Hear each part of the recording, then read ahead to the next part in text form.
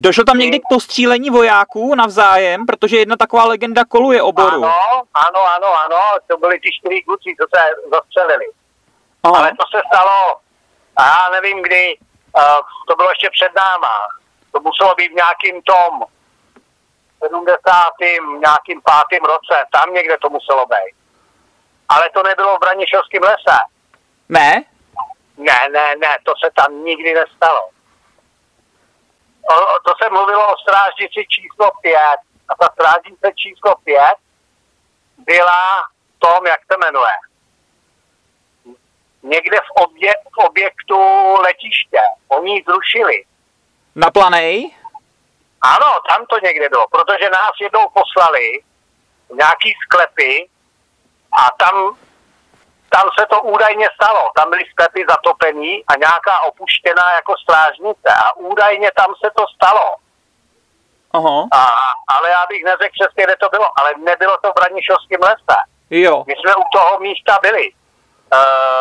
In memoriam, tam byla nějaká cedulka. A z jakého důvodu se měli postřílet na té Planý? Ty kluci něco viděli.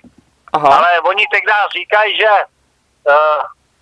jeden kluk byl nějaký špatný, protože oni to dělali rádi kontráši, že lezli do skříněk, museli jsme nechávat otevřený skřínky a oni nám to kontrolovali a kluci, který nechtěli jít do stráže, tak stačilo říct, že ho opustila holka a že si to hodí. A tím pádem byl zproštěný minimálně na měsíc, nemusel chodit do služby, jo. Ale o to se zajímali pak kontráši, protože se to zneužívalo, tak z toho byly dokonce velký průsery. Ale tady údajně ten klučík měl nějaký tyhle problémy, jo. Mhm. Třeba nám na tu rotu dávali tyhle ty kluky. To byli kluci, ten Čára dlouhej, ten byl na Rebu, ten spáchal sebevraždu. Tak ho dali k nám. Pak tam byl ještě jeden klučík, toho taky dali k nám. Ten potom snad byl propuštěný z vojny, jo.